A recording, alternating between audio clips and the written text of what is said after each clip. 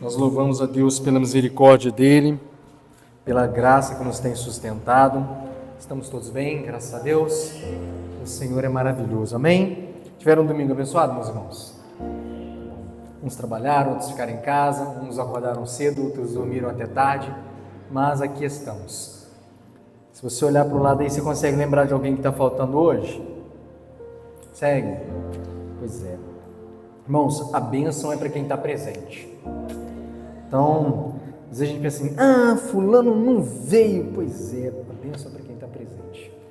Então, esteja feliz porque você está aqui nesta noite e a palavra do Senhor é para mim e para você, amém? Quero te convidar, meu querido irmão, irmã, se você trouxe a tua Bíblia nesta noite, abre ela comigo, lá no livro de Números. Números é o 4º livro da Bíblia. Esse pão que a Alice fez? Que é isso, hein? Foi a Alice que fez o pão hoje. Olha só. Temos uma padeira na nossa casa, meu Deus do céu. Vamos esperar, né? Pô, quem faz pão uma vez não é padeiro, mas se fizer mais vezes pode ser. Assim como nós falamos semana passada, quem ora uma vez só não tem uma vida de Job. Tem que prosseguir na oração, não é verdade?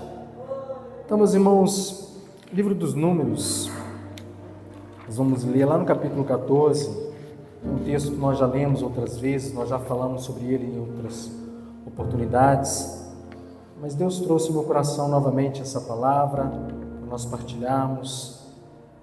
Sempre que nós lembramos de algumas situações, de alguns cenários na nossa casa, nós partilhamos alguma palavra da parte do Senhor que nós julgamos pertinente para o tempo presente. Amém? Livro dos Números, capítulo 14, nós vamos ler do verso 1 até o verso 4 por enquanto. Todos achamos, irmãos? Só eu que não achei, né? Tá, vamos abrir aqui. Livro dos Números, 14, verso 1 ao verso 4. Diz assim: naquela noite, toda a comunidade começou a chorar em alta voz. Todos os israelitas queixaram-se contra Moisés e contra Arão e toda a comunidade. Eles disse: quem dera tivéssemos morrido aonde, irmãos? Ou nesse deserto, porque o Senhor não está nos trazendo para esta terra só para nos deixar cair a espada. Nossas mulheres e nossos filhos serão tomados como despojos de guerra. Não seria melhor voltarmos para o Egito? E disseram uns aos outros: escolheremos um chefe e voltaremos para o Egito. Amém? Deixa a sua Bíblia de lado aí, feche os seus olhos, vamos orar. Louvado o nome do Senhor. Pai, nós te bendizemos, Senhor Deus, nessa noite. Engrandecemos o teu nome, Pai querido, por quem o Senhor é, por aquilo que o Senhor faz, por aquilo, Senhor amado, que o Senhor tem feito em nossas vidas, Pai, e também por tudo aquilo que o Senhor ainda fará. Te bendizemos, Pai querido, nesta noite, Pai, porque a tua presença é real neste ambiente e nós cremos, Senhor amado, no mover do Senhor sobrenatural em nossas vidas. Pai querido, consagramos a Ti, Pai, os nossos ouvidos, os nossos olhos, os nossos corações, a nossa mente, Pai, para que o Senhor, Deus querido e amado, possa ministrar em nós, Pai, o bom propósito que já está no seu coração. Pai, oramos, Pai querido, para que o nosso coração seja encontrado nesta noite como uma terra boa, apta e pronta, Senhor amado, para receber a boa semente que é a Tua palavra. Que em nós, Pai querido, ela possa produzir os resultados desejados pelo coração do Senhor, porque este é o dia que o Senhor já fez. Nós Te louvamos, Pai, Te engrandecemos e Te bendizemos. Se conosco, nos abençoe e fale conosco nesta noite, no nome do Senhor Jesus. Amém e amém. Amém, meus irmãos? Graças a Deus. Então tá. Os irmãos já leram essa passagem que nós lemos hoje? Já? Não? Bom, eu sempre gosto de citar para os irmãos o cenário ou o texto, ou o que está no bojo ali daquilo que a gente está lendo. E por que, irmãos, que eu julgo que é pertinente essa palavra para esse tempo? Porque nós estamos vivendo um tempo de muito ataque contra a igreja. Talvez a gente não viva um ataque como aquele que a gente viu há alguns dias, né, quando nós falamos da igreja perseguida. Mas nós vivemos ataques de ordem intelectual, de ordem emocional, e ataques que só a geração presente sente. Nós falávamos hoje mais cedo no nosso trabalho, de coisas que a geração anterior, né, falar da minha geração, por exemplo, eu sou de 84, geração ali dos anos 80, algumas coisas que eram naturais para a nossa geração, já não é mais para essa. A gente falava de crianças, todo lugar, irmãos, onde você iria, se via alguém jogando bola na rua. Era o brinquedo mais democrático que tem. Hoje você quase não vê crianças jogando bola na rua. As pracinhas estão vazias. Você dá uma bola para uma criança e fica caçando onde é que está o botão de ligar, deve ser onde é que está a tela. Então a geração vai mudando, e junto com a geração que vai mudando, até aqueles ataques que eram diferentes lá atrás, que as pessoas suportavam de outra maneira, não se suporta mais da mesma maneira. Vamos imaginar, se a nossa geração que está aqui hoje tivesse aceitado a Jesus, ou tivesse vivido o Evangelho dos anos 50, dos anos 60, quantos de nós suportaríamos, irmãos? Porque para aquela época era normal você usar uma roupa fechada aqui em cima, usar um gravatão, botar uma Bíblia desse tamanho debaixo do braço. Se a nossa geração, com o entendimento que a gente tem, tivesse vivido lá atrás, quanto tempo será que a gente suportaria de evangelho? Tendo que carregar aquele biblão grande. Vou fazer uma pergunta assim, quem que trouxe Bíblia em papel para a igreja? Temos um bom, ótimo número, achei que a pessoa ia levantar sua mão no celular, que bom, viu, que permaneçamos assim. Por que, pastor Vitor? Porque a Bíblia de papel, ninguém pode dar um clique e mudar a versão dela. A sua Bíblia de celular, se alguém der um clique lá, fala assim, atualiza o software. Muda um monte de palavrinha lá no meio que a gente nem fica sabendo. Enfim, irmãos, como hoje nós vivemos ataques de ordem diferente, ataques de forma diferente, nós precisamos lembrar de coisas que não mudam e que vão nos ajudar a suportar os ataques do tempo presente e também os ataques do tempo futuro. Amém? O texto que nós lemos, irmãos, fala do povo de Israel, que tinha saído do Egito sob uma promessa muito importante da parte do Senhor. A gente conhece a história, irmãos, e sabe que o povo estava oprimido no Egito, estava sendo afligido. Por mais de 430 anos, o povo foi escravo de Faraó. E cansado da sua aflição, incomodado com a sua aflição, eles resolvem clamar a Deus, e Deus envia um libertador, que foi Moisés. Acontece, irmãos, que quando o povo que estava lá no Egito, e quando a Bíblia diz que o povo começou a clamar a Deus, eu não sei se de fato todo o povo clamou unânime, porque em todo lugar tem um povo que clama e um povo que só fica esperando pelo resultado daqueles que clamaram. Acontece ou não acontece? É só a gente fazer uma análise, irmãos. Amanhã é segunda-feira, culto de oração. Pode ter 40 pessoas aqui dentro hoje. Quantas dessas 40 virão amanhã? Não é assim que funciona? Todo lugar, sim ou não, irmãos? Assim funciona. Então a gente vai sempre ter assim, um povo que está lá naquela ânsia, naquele que quero ver eu mover, e tem um povo que está ali. Não, vamos ver depois o que acontece. Então quando a Bíblia fala que o povo de Deus, ou o povo israelita, começou a clamar ao Senhor, eu não sei se são todas as pessoas que começaram a clamar ao Senhor, mas grande parte começou. E por conta daqueles que começaram a clamar ao Senhor, seja 1, 2, 50, 10, 20 mil, Deus ouviu a oração daquele povo. Então se você vem aqui na oração com 5, 10, com 15, fique tranquilo, porque Deus ouve a sua oração. Então, irmãos, Deus ouve a oração do povo e manda um libertador para tirar o povo do Egito. Acontece que aqueles que estavam lá não sabiam se orava, se não sabia, se sabia se saía, se não saíam, não sabiam o que fazer. Eles ouviram da parte de Moisés qual era a promessa de Deus. Porque eu lembro, irmãos, quando meu pai jogava sinuca com a minha mãe, depois que ele aposentou, aí minha mãe, o pai todo lá, né? Foi muitas vezes em barzinho poder jogar sinuca com as outras pessoas aposentadas, ficava lá mirando. A minha mãe não. Minha mãe botava o taco lá e batia, espalhava as bolinhas tudo. Meu pai falou assim, Neza, quem tira não sabe onde põe. Porque meu pai ficava lá, não vou ajeitar nessa aqui, para da próxima vez eu concluir. Minha mãe batia tudo, bagunçava tudo. Aí para ele tentar justificar aquilo que quem tira não sabe onde põe. Então, irmãos, para que o povo não usasse esse tipo de alegação contra Moisés, Moisés, você vai nos tirar daqui, mas vai nos pôr aonde? Talvez meu pai estivesse lá e falasse assim, Moisés, quem tira não sabe onde é que põe. Moisés falou, não, eu sei. Porque eu estou vindo falar para vocês que Deus vai nos tirar dessa terra de opressão para os levar para uma terra que emana leite. Então, irmãos, quando o povo ouve a proposta de sair do Egito, eles também ouvem uma proposta de para onde o Senhor estava levando. Então não é apenas seja liberto da vida do Egito, não, seja liberto da vida do Egito e venha viver uma vida de Canaã. Essa era a promessa que o povo ouviu da parte de Deus através da vida de Moisés, amém? Nós conhecemos a história.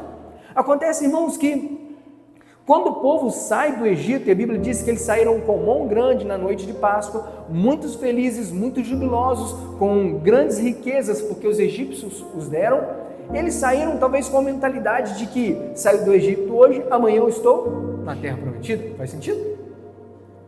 Quando ele fala assim, vou te dar um negócio, hein? Na nossa mente vai acontecer no outro dia. Então o povo, quando sai do Egito, irmãos, sai com aquela perspectiva de que a entrada na terra prometida não demoraria. Porque, afinal de contas, Deus tira de um lugar e quem tira tem que colocar em outro. Essa foi a promessa do Senhor. Nós vamos sair daqui do Egito, mas nós vamos entrar na terra de Canaã. E o tempo então vai passando, irmãos, e Deus sempre nos dá alguns vislumbres daquilo que Ele quer fazer. Porque quando a gente tem vislumbre, essas coisas nos motivam a alcançar o todo. Como assim? Nós estivemos num encontro de comunhão de casais na sexta-feira. Nós falávamos, irmãos, a respeito de algumas coisas que são cotidianas da vida de um casal. E, por exemplo, quando a gente namora, o que leva um casal de namorados a desejar o dia do casamento? Imagina que os dois estão namorando e é só troca de farpa, de grosseria, as coisas dão errado o tempo todo. Eles vão ter desejo de um dia chegar a se casar, irmãos? Não, porque não tem nenhum vislumbre de uma coisa boa. Agora, quando ao longo daquele relacionamento eles vão tendo vislumbres de coisas bacanas, de coisas boas que eles podem viver junto, aquilo vai aumentando o desejo para que chegue o dia do casamento. Então Deus pega o povo que tinha saído do Egito, que está levando para a terra de Canaã, e agora, sob a ideia de dar para eles um vislumbre de onde eles iriam entrar, Ele manda que o povo vá de Cades Barneia até a terra de Canaã. Moisés envia os espias para aquela terra. E a promessa do Senhor é que eles herdassem uma terra que emanava leite e mel. Só que eles tinham uma mente de escravo, irmãos, estavam no Egito. Então Deus manda que Moisés mande 12 espias para a terra de Canaã, e aqueles 12 espias vão ver como é a terra. O que Moisés diz para eles? Vão lá, veja como é as plantações da terra, veja como é a agricultura, veja se tem cidade fortificada, se tem gente, se não tem, tem um vislumbre daquilo que vocês vão tomar posse daqui a pouco. E eles ficam 40 dias olhando a terra. E quando eles voltam para trazer o diagnóstico para Moisés, ele falou assim, olha Moisés, realmente a terra é muito boa, a terra realmente tem uma agricultura excelente. Irmãos, eles trouxeram um cacho de uva que precisou de 2 homens para carregar. Eu não sei se as uvas eram grandes ou se eram muitas uvas juntas, mas imagina 2 homens atravessam um bastão assim para carregar um cacho de uva. Então quando eles vêm assim, para trazer o diagnóstico, eu falo assim, olha cara, a terra é realmente muito boa, olha só a quantidade de uvas que a gente trouxe, a agricultura ela é farta, lá quase que você não precisa plantar, se você espirrou assim, já nasce alguma coisa, e a terra era muito boa mesmo, porém, tem gigantes, e tem cidades fortificadas. E aí, irmãos, daqueles 12 espias, 10 deles começam a trazer um diagnóstico ruim a respeito da terra que Deus havia prometido dar para eles. Eu disse, olha, realmente, gente, a terra é até legal, parece até ser boa pelo vislumbre que nós tivemos, só que a cidade também tem gigante, tem várias cidades na terra fortificadas, e não vai ser tão fácil assim não, porque eles eram muito altos, e nós, aos olhos deles, éramos como gafanhotos, e aos nossos olhos a gente também era como gafanhotos. E aí, irmãos, aquele diagnóstico que eles trouxeram a respeito da terra, fez com que o povo se desesperasse, e aí diz o texto que nós lemos, naquela noite, toda a comunidade começou a chorar em alta voz. Por quê? Porque eles ouviram o diagnóstico que tinha chegado até eles. Eles saíram cheios de esperança, cheios de vigor, cheios de vontade, porque o Senhor tinha prometido algo bom. E agora, quando eles estão prestes a entrar naquilo que o Senhor prometeu, eles recebem uma notícia assim, peraí, o que o Senhor prometeu não é tão bom quanto a gente imaginou que fosse ser. E aí, por conta desse diagnóstico, por conta dessa realidade que eles conheceram agora, eles começam a se desesperar, choram em alta voz, começam a se queixar contra Moisés e contra Arão, que eram os líderes, e aí, irmãos, eles têm uma brilhante ideia, sendo bem sarcástico. Olha, quem que tinha trazido eles até aqui, irmãos? Quem que era o líder? Quem, irmãos?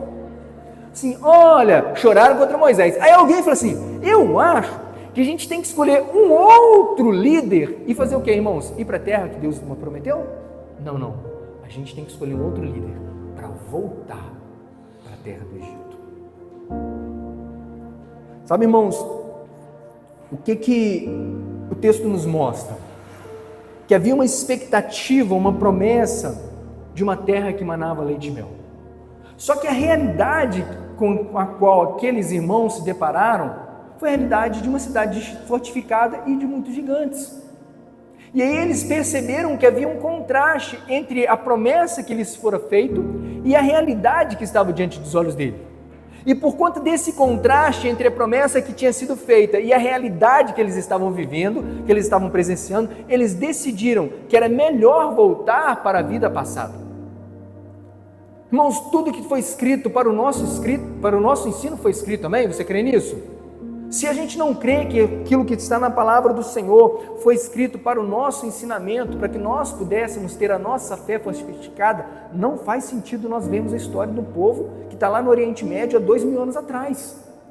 Agora, se nós entendemos que o mesmo Espírito Santo que inspirou os homens santos a escreverem esses textos, é o mesmo Espírito que hoje habita no meio de nós, está dentro do nosso coração e quer nos conduzir nos mesmos princípios, faz sentido nós observarmos o que aconteceu com eles. Quando nós, irmãos, saímos do mundo, saímos de uma escravidão do pecado, saímos de uma vida de opressão lá do lado de fora, também nos é apresentada uma promessa de uma Canaã celestial, de uma vida num ambiente de alegria, de paz, de satisfação, de plenitude no Senhor, ou como diz a canção, morte e choro, nunca mais, tristeza e dor, nunca mais. Tem uma outra canção mais antiga que eu gostava muito, fala assim: onde estarão os sinais de uma dor quando o Filho do Homem ao céu nos levar? E nossas lágrimas, onde estarão quando finalmente Cristo vier nos buscar? Então, irmãos, há uma promessa que também nos foi feita, amém? Você crê nisso? E nós estamos caminhando desde o dia da nossa libertação, porque nós temos base, ou nós temos firmeza na promessa que nós ouvimos. Agora, acontece que se nós olharmos para a nossa realidade atual, muitas vezes a nossa realidade se mostra dura e não tem conformidade com aquilo que nos foi prometido. Faz sentido? Só analisar, irmãos, os folhetinhos que a gente recebia antigamente de igrejas. Venha na sexta-feira na nossa igreja. Se você tem, aí tinha um monte de linha assim que você marcar xizinho. Doença, dor de cabeça, pé chato, gota, desempregado. É assim, não é, irmãos? Um monte de problema para você marcar. Ali não tinha, falei assim, se a sua vida estiver boa, venha para agradecer. Não tem. Os convites eram, se você tem alguma coisa para receber de Deus, vem. Aí o camarada marca um monte de xizinho e vem, porque foi feita uma promessa para ele. Aí ele vem. Só que ele chega e ele começa a conhecer a realidade. Porque nem tudo Deus muda na hora, amém? Nem tudo Deus cura na hora. E tem coisas, irmãos, que Deus não vai curar, Deus não vai mudar. Por quê? Porque são coisas que nós vamos ter que aprender a conviver com elas. Se Deus curasse tudo, Paulo não precisava falar do espinho na carne dele, acerca do qual orou por 3 vezes. Então a gente vem, irmãos, para dentro da casa do Senhor e percebe que algumas coisas, elas não são exatamente como nos foram vendidas. Porque Deus falhou? Não, porque não é para o tempo presente. Irmãos, Paulo já morreu, amém? Paulo está onde hoje, irmãos? Onde que Paulo está? Paulo está com o Senhor, amém? Amém ou não amém? Irmão, onde estão os mortos hoje, irmãos? Pelo amor de Deus. Os mortos hoje estão onde? Aguardando aonde? Dormindo no sono da inconsciência? Não, irmãos. Está o ladrão lá na cruz. Mestre, lembra de mim? Eis que vos digo, você vai dormir, cara. E vai ficar dormindo. Mas no dia que você acordar, você estará comigo no paraíso. Foi isso que Jesus disse para ele? Hoje mesmo. Hoje mesmo. Lázaro morreu. O rico também morreu. Aí eles ficaram os dois stand-by, estão esperando até um dia. Não. Morreu. Eu estou vendo o rico lá. Eu estou vendo o Lázaro lá embaixo. Ou lá em cima, não sei qual é a perspectiva. Nossa, está um calor danado aqui. Pede Lázaro para molhar o dedinho assim, assim, ó. E botar na minha boca? Não. Quem está aqui não passa para lá, quem está lá não passa para cá. Então deixa eu voltar para poder avisar meus irmãos. Não. Eles têm Moisés e os profetas. Se não escutaram a eles, também não vou escutar vocês. Já era. Então, nós não podemos ter dúvidas, amém? Paulo está lá com o Senhor. Está guardando com o Senhor. Então, irmãos, ele está lá com o Senhor. Você acha que ele está com espinho na carne até hoje? Senhor, eu estou aqui no céu, mas esse espinho na carne está me incomodando. Não, irmãos. Então tem coisas da promessa do Senhor que ainda não se cumpriram, mas até o dia de Cristo Jesus se cumprirão na plenitude, amém? Você crê nisso? Agora, qual que é a questão então, pastor Vitor? A questão é que, se eu ficar preocupado só com aqui e agora, olhando para as coisas que estão na minha realidade agora, vendo só o que está acontecendo agora, me esquecer que tem partes da promessa que só vão se cumprir lá na frente, eu posso correr o risco de desprezar aquilo que está lá, por conta do que eu estou vendo aqui, e me dar vontade de voltar para lá. Isso, irmãos, vai acontecer em vários lugares da nossa vida. A realidade às vezes é dura, mas é a visão do futuro que nos leva a suportar o processo. Quando nós olhamos para a palavra, irmãos, em nenhum lugar a palavra nos promete uma vida isenta de problemas. A palavra diz assim: olha, basta cada dia o seu, então cada dia tem o mal. Quando a gente olha para o salmista vai dizer assim: olha, fiel é Deus, que adestra as minhas mãos para a peleja e os meus dedos para a guerra. Uai, se não tivesse peleja, não tivesse guerra, Deus não precisava adestrar as nossas mãos, irmãos. Então, se Deus está adestrando as nossas mãos, os nossos dedos, nos tornando capazes de suportar o processo, é porque existe um processo. Jesus disse assim: olha, gente, no mundo vocês vão ter aflição, mas tem de bom ânimo. Por quê? Eu venci o mundo. E vós também? Não tem nada de vós também vencereis. Eu sabia que ia pegar vocês. Não tem. No mundo tereis aflições, mas tem de bom ânimo, porque eu venci o mundo. E o vós também vencereis, pastor Vitor? A gente pode acreditar? Pode, mas está escrito? Não está. Está vendo? Está escrito lá, João 16:33, salvo engano. Irmãos, foi só para descontrair, viu? Sabia que vocês iam puxar assim com vigor, assim, vós também vencereis. Irmãos, então há uma promessa da parte do Senhor de que nós vamos ter a promessa que Ele nos fez, porque aquele que prometeu é fiel. Mas esse mesmo que prometeu, Ele também diz: olha, no mundo onde vocês estão, vão ter tribulações, vão ter dificuldades.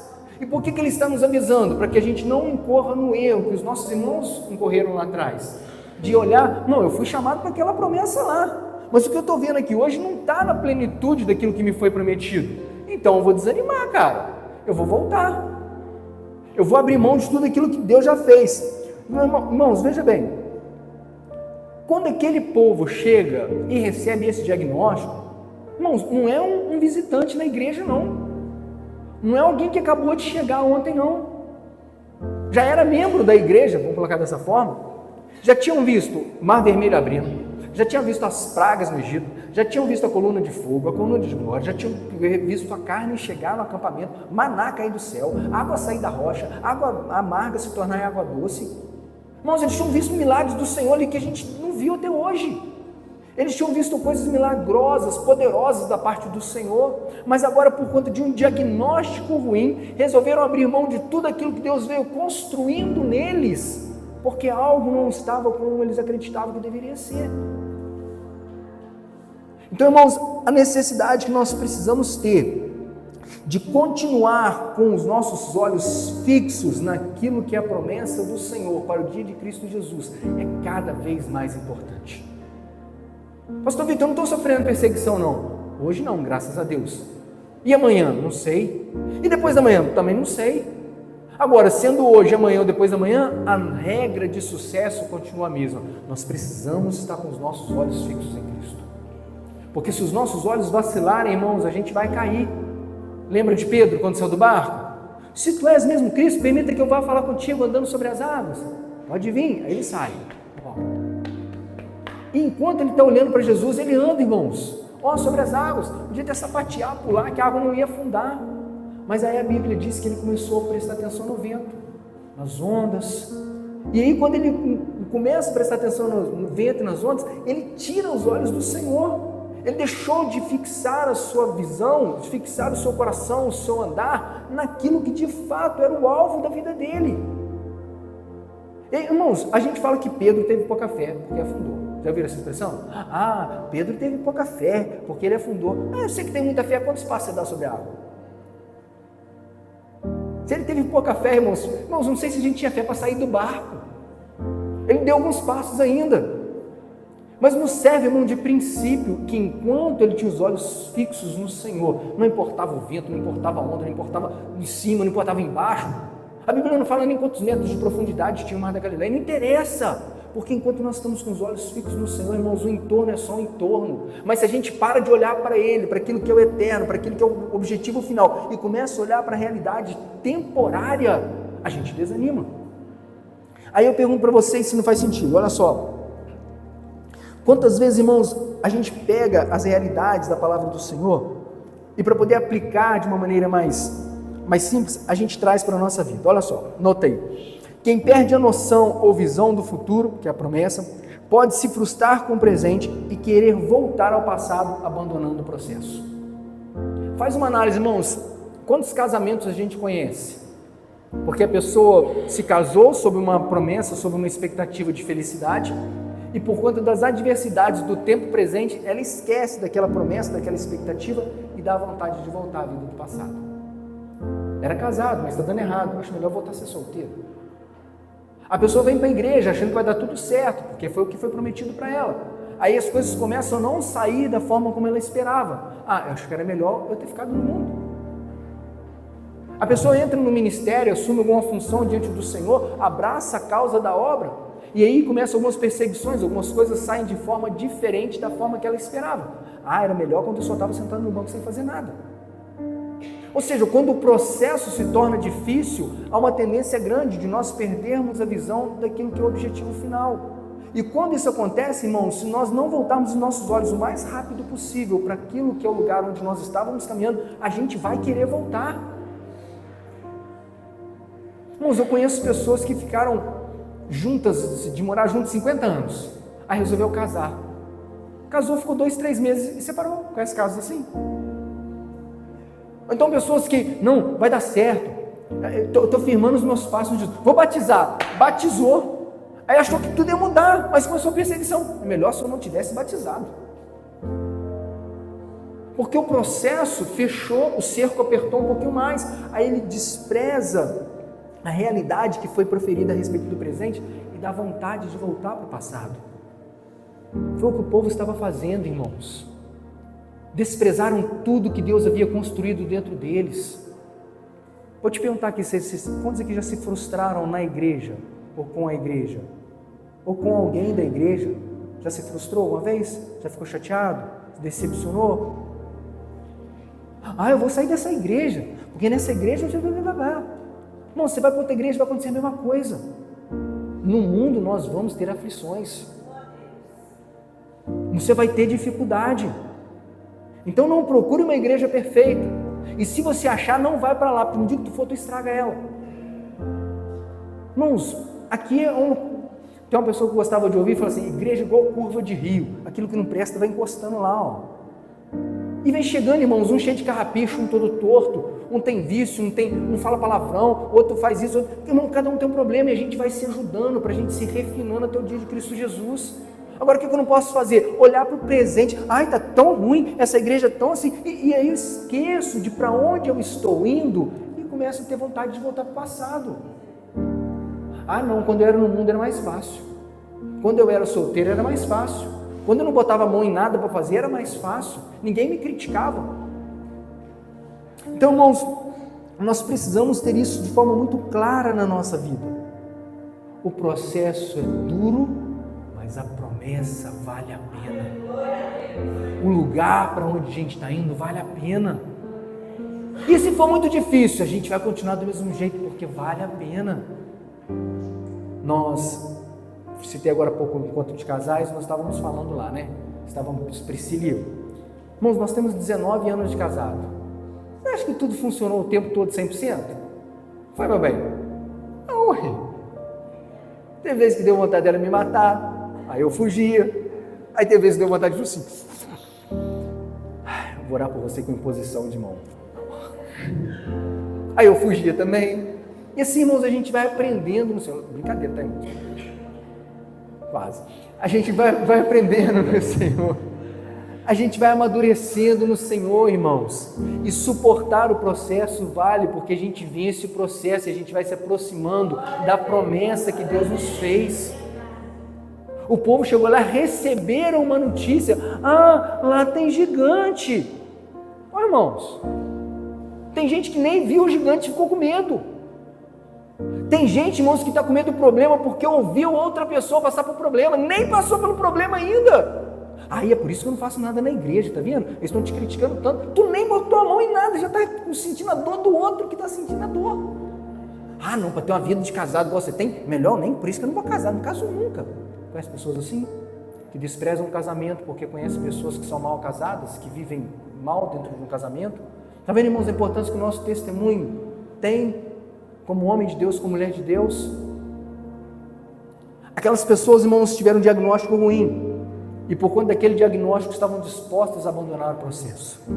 Agora a gente vai encontrar também na palavra outras pessoas que entenderam que mais vale o final, o fim das coisas do que o começo delas. Falei assim, o que está acontecendo aqui? Eu não quero nem saber, eu quero o que está lá, ó. Não que eu tenha alcançado, mas uma coisa eu faço, me esqueço das coisas que ficaram para trás, não quero nem saber delas mais, e vou prosseguindo para o alvo.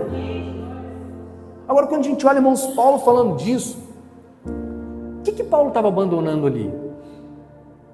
Paulo, irmãos, não estava abandonando coisas ruins, não, porque seria muito legal, irmãos, olha, uma coisa eu faço, abandono o pecado e vou para a direção do Senhor. Não, isso é mais que obrigação, aí faz sentido?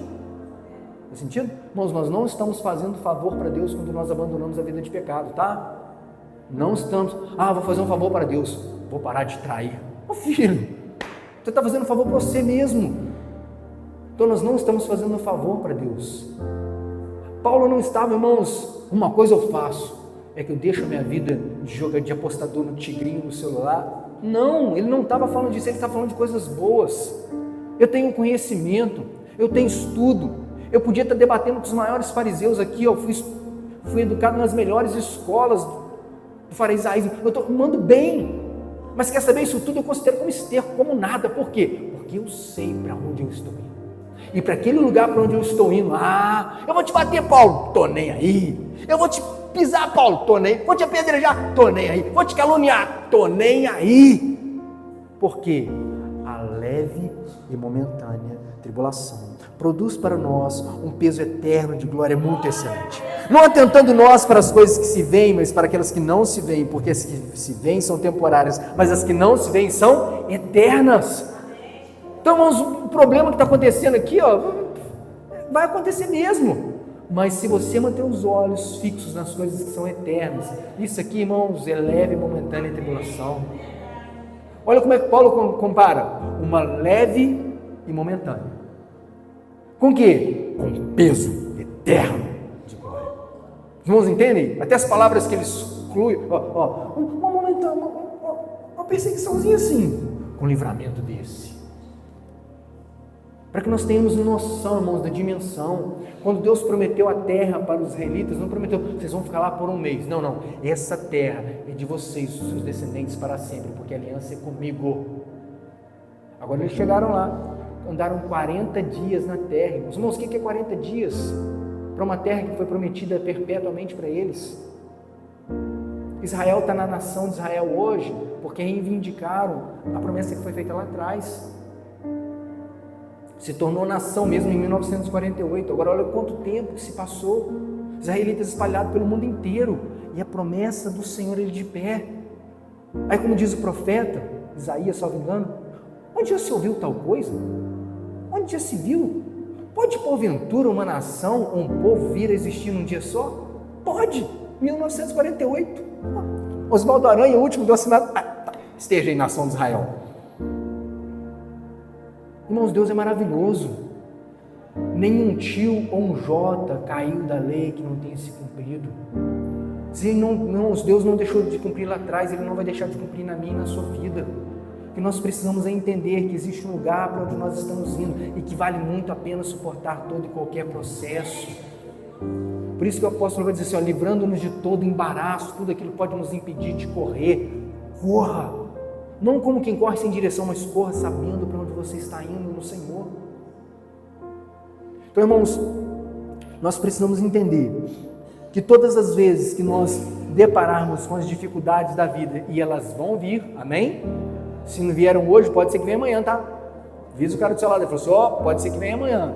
Quando isso acontecer, levante seus olhos e tenha um vislumbre de para onde você está indo. José foi lançado na prisão, não foi? Ele tinha uma promessa lá atrás, que o sol, a lua e as estrelas se curvariam diante dele. Ah, mas José foi para a casa de Potifar, não foi? Foi. Ele tinha uma promessa, que o seu feixe ficaria de pé e os 11 feixes se curvariam diante dele. Irmãos, aquilo sustentou ele. Ele permaneceu fixo, falou assim, eu tenho uma promessa, eu sei para onde eu estou indo. Aqui eu estou passando um aperto, eu estou curvando de todo mundo, mas eu sei que um dia o sol, a lua e as estrelas vão se curvar diante de mim. Sabe, irmãos, hoje menos, né? Mas antigamente era assim, eu lembro. Pai, me dá uma bicicleta? Se você se comportar, no Natal eu te dou uma bicicleta. Alguém viveu essa geração? Sim, você tinha uma promessa de um presente grande uma vez por ano? E tinha assim uma série de ressalvas, se comportar, se não chover, se for de tarde, se o Paysandu for campeão brasileiro. Tinha uma série de coisas. Que aí você ficava o ano inteiro e falava assim, meu Deus do céu. Você ficava andando na linha, irmãos. Olha o presente do final de ano. Você ficava naquela expectativa porque você não queria perder. E às vezes, irmãos, no meio do ano você tinha que fazer coisas que você não queria fazer. Tinha que obedecer coisas que você não queria obedecer. Porque toda vez que você pisava fora da baixa, olha o presente. Alguém te lembrava do que estava te esperando. E lembrar, irmãos, do que estava esperando fazia você ajustar um monte de condutas. Então lembre-se do que está te esperando. Quando alguém te chamar por o pecado, mas todo dia o pecado vem, estou fora, eu sei para onde eu estou indo. Mas e a proposta tal? Estou fora, eu sei quem me chamou. Então essa é a diferença, irmãos. Quando você olhar para os gigantes, para as cidades fortificadas, vão parecer grandes mesmo. Aí você fala assim, nossa, ele é muito grande, não tem como fugir. É uma maneira de olhar. Ou então você fala assim, nossa, é muito grande, não tem como errar ele. Não mudou o contexto? Davi foi com uma pedrinha pequenininha, não tem como errar aquela cara daquele tamanho. Então, para ter o olho fechado, eu vou acertar nela. Então, irmãos, são perspectivas que nós temos quando nós olharmos para os gigantes e para os problemas da nossa vida, que vão confrontar ou vão lutar contra a promessa que a gente está vendo. Entenda, irmãos, que o campeão só aparece no final. Seja num jogo de futebol, seja numa corrida, ninguém ganha o prêmio, irmãos, se parar no meio do caminho. Estava conversando com os irmãos da igreja aqui, o Edson, mas o Jonathan, ele falou assim, não, nós vamos correr a corrida. A corrida vai ter só em setembro, novembro, sei lá. Dá tempo de treinar. Vamos treinar, vamos treinar. E o que me empolga é o seguinte, olha, irmãos, não interessa se você chegou em primeiro ou em último, tem medalha de participação. Vou ganhar minha medalha, irmão. Ganhei minha medalha, mano. Se eu não abandonar antes. Eu falei assim, o prêmio é para aqueles que completarem a corrida. O prêmio é para aqueles que não pegarem carona nem atalho. Então, irmãos, se você quer o prêmio, não abandone a corrida. Não pegue carona nem atalho. Siga no percurso. Uns vão correr, irmãos, vão chegar lá na frente rapidinho. Outros vão andar um pouquinho, correr, andar mais um pouquinho, bebe uma água, mas não pare, porque se você chegar, você tem um prêmio te esperando. Sabe, irmãos, a palavra vai dizer para nós, como nós citamos, melhor é o fim do que o começo das coisas. Não importa se você tropeçou, se você duvidou em algum momento, se você desanimou, se algumas coisas desalinharam em alguma etapa da vida. O que importa é que você alinhe, porque o fim está chegando e o fim precisa ser excelente. Sabe, irmãos, a gente, quando fala assim, melhor é o fim do que o começo das coisas, me lembrei do jogo que nós estávamos assistindo ontem, aqui na igreja. Uma das coisas que foram atribuídas ao treinador da nossa seleção é que ele usa muita frase, olha, eu não quero saber como é que começa, importa é como termina. Aí vai pensar, não, porque na última Copa a Argentina começou a Copa perdendo para a África do Sul, se não me engano. Começou perdendo o primeiro jogo, a gente está melhor, a gente só empatou, ou seja, tem chance de a gente ser campeão, porque mais importa o final do que o processo. É verdade, irmãos, para a nossa vida também funciona assim. Mais importa como termina do que como. A questão é que a gente não sabe quando termina. Faz sentido? Então não posso ficar esperando. Não, eu posso ficar esperando que há de eterno para me melhorar de pouquinho em pouquinho, abandonar a coisinha de pouquinho em pouquinho, ajustar de pouquinho em pouquinho, porque o importa é só quando termina. Mas eu não sei como termina. Eu não sei quando termina, irmãos. Não sei. A gente pode achar que vai só terminar só daqui a 20 anos, 30 anos, 5 anos, e pode terminar semana que vem. Então nós precisamos, irmãos, estar com os nossos olhos fixos no Senhor, livrando-nos de todo embaraço. Pastor Vitor, o que a gente precisa fazer nesse tempo? Porque a perseguição existe, o dia mau existe, a tribulação existe, a palavra nos diz que nós vamos ter que ter os nossos dedos e as nossas mãos adestradas, prontas para a peleja. Existe para todo mundo. O que nós precisamos ser? Repita assim comigo: precisamos ser como Josué e Caleb. O que Josué e Caleb fez, irmãos? Lembra que foram 12 pessoas espiar a terra? De 12 pessoas, 10 voltaram falando mal da terra. Quantos sobraram? 12 menos 10, até ontem era 2. Quem são esses 2? Josué e Caleb. Todo mundo falou mal. Você concorda que eles podiam ter falado assim: Josué, é mesmo, Caleb, vamos ficar quietinhos nós dois aqui, mané. Se nós ficar quietinhos, nós dois podemos entrar na terra, né? Deixa eles para lá, eles que se virem para lá, eles que estão falando mal mesmo. Eu acho que até, vamos entrar nós dois, é mesmo? Toca aí então, fechado. Não. Eles sabiam da convicção deles, eles sabiam da certeza deles, mas pegou aquilo que era convicção para eles e usou para contagiar aqueles que estavam perto. Olha o que diz o verso 6. Josué, filho de Num, e Caleb, filho de Jefoné, dentre os que haviam observado a terra, rasgaram sua veste e disseram a toda a comunidade. Disseram a quem, irmãos? A toda a comunidade. O que eles disseram? A terra que percorremos em missão de reconhecimento é excelente. Se o Senhor se agradar de nós, Ele nos fará entrar nessa terra, onde há leite e mel com fartura, e a dará a nós. Somente não sejamos rebeldes contra o Senhor, e não tenham medo do povo da terra, porque nós os devoraremos como se fossem pão. A proteção deles se foi, mas o Senhor está conosco, não tenhamos medo deles. Está vendo, irmãos? A convicção deles não foi só para eles, serviu para contagiar quem estava perto. Então, irmãos, no dia que alguém estiver do seu lado aí, eu estou achando que vale a pena não, está muito difícil esse negócio de ser crente, acho que eu vou voltar. Não, esse negócio de ser casado está por fora, acho que eu vou separar, acho que vou abandonar o ministério, eu vou sair desse emprego. Não, irmãos, pega a convicção que Deus colocou dentro de você e contagia ele. Falei, cara, a vida é assim mesmo, cara, é difícil, mas olha, se nós perseverarmos, a coroa do céu está reservada para nós. Vamos permanecer firme, cara. Vamos, irmão, não desanima não. Estou te mandando mensagem, cara, hoje é ceia, vamos na igreja. Mandei mensagem para alguém, respondeu amém, pastor, e não veio. Mas eu mandei mensagem, velho. Não tem como fazer, não posso agarrar na corda e trazer. Mas faça algo, irmãos, para quem está morrendo do seu lado.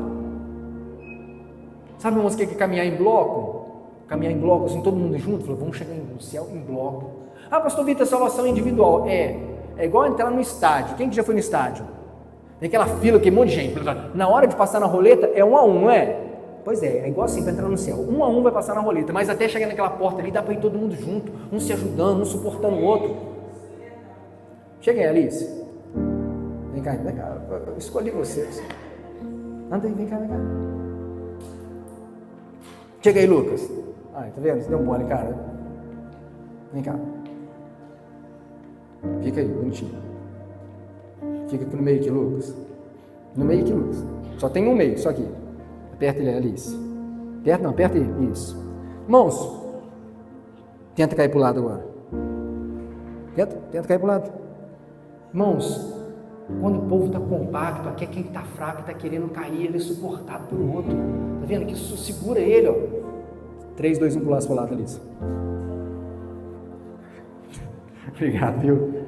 Obrigado. Faz assim, Muito bom esse teatro, viu? Senta lá. Irmãos, se nós estivermos compactos, até aquele que está assim, eu vou desanimar, eu vou parar, nem que seja por osmose, ele vai sendo firmado ali, irmãos. Ele vai ficando, ele vai suportando o processo, de repente passou. E ele ficou firme. E quando ele olha para trás, já vencemos o gigante? Nem reparei. Já morreu, já caiu a cidade fortificada. e a gente continua firme no Senhor. E agora, irmãos, para encerrar, eu queria ler um texto com toda a igreja. Abre comigo, Hebreus capítulo 3. Hebreus 3, verso 12. Seja suporte, irmão, na vida de alguém. Seja suporte na vida de alguém. Amém? Você perceber alguém que está do seu lado, está desanimando, seja suporte.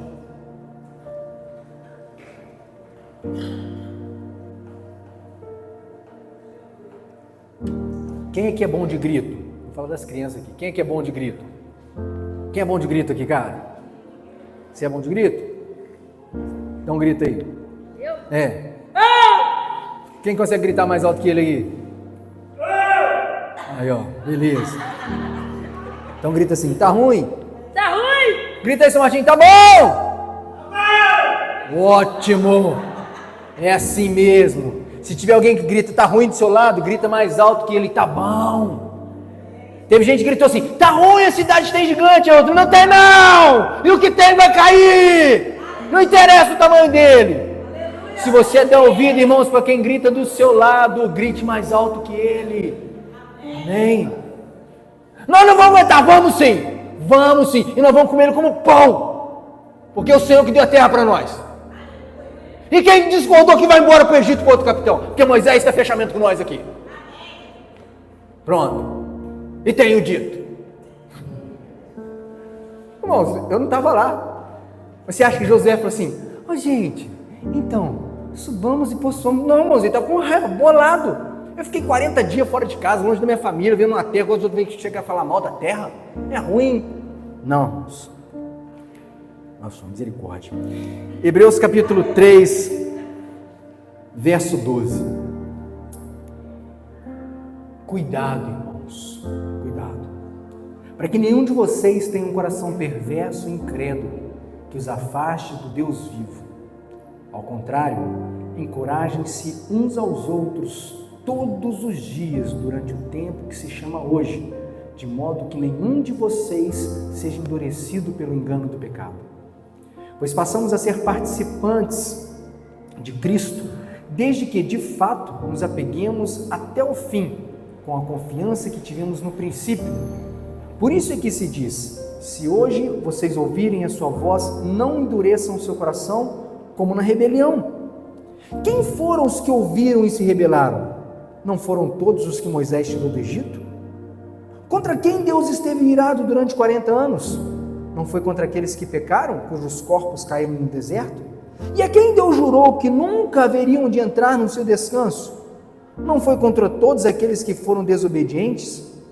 Vemos assim que por causa da incredulidade deles, não puderam entrar. Então, irmãos, não seja incrédulo. Se você não está vendo o cumprimento ou a plenitude da promessa hoje, Deus não falhou. Deus tem o tempo, o processo e o propósito dele. Sejamos firmes, abundantes e constantes no Senhor. Hoje, irmãos, nós vamos cear. Nós vamos trazer à memória aquilo que o Senhor nos ordenou na sua palavra. Quando nós olhamos para as palavras de Jesus, o que ele nos diz? Olha, todas as vezes que comerdes deste pão e beberdes deste cálice, façam o que, irmãos? Façam o que, irmãos? Vocês anunciam a morte do Senhor, até que ele venha. Todas as vezes que comerdes e beberdes, que dia? Vocês anunciam a morte, que dia? Que dia que a morte aconteceu, irmãos? Vamos lá, vamos lembrar. Veja bem, palavras do Senhor. Criança, chega em silêncio, só chegar em silêncio. Isso aí. Todas as vezes que vocês comerem e beberem, que dia que ele está falando? Que dia que a gente vai comer e beber hoje? Hoje, irmãos. Vocês anunciam a morte do Senhor. A morte do Senhor foi que dia? Ontem, hoje, amanhã. Passado, presente e futuro? Passado. Então, todas as vezes que a gente comer presente, vocês anunciam a morte passado do Senhor até que ele venha. Então nós temos algo no presente para nós trazermos a memória de algo que já foi feito no passado, que vai nos sustentar para a gente chegar até o futuro. Palavras do apóstolo Paulo diz assim: olha, eu recebi do Senhor o que também lhes entreguei. Que o Senhor Jesus, na noite em que foi traído, tomou o pão e, tendo dado graças, o partiu e disse: isto é o meu corpo que é dado em favor de vocês. Façam isso em memória de mim. Da mesma forma, depois da ceia, ele tomou o cálice e disse: este cálice é a nova aliança no meu sangue. Façam isso sempre que o beberem em memória de mim. Porque sempre que comerem deste pão e beberem deste cálice, vocês anunciam a morte do Senhor até que ele venha.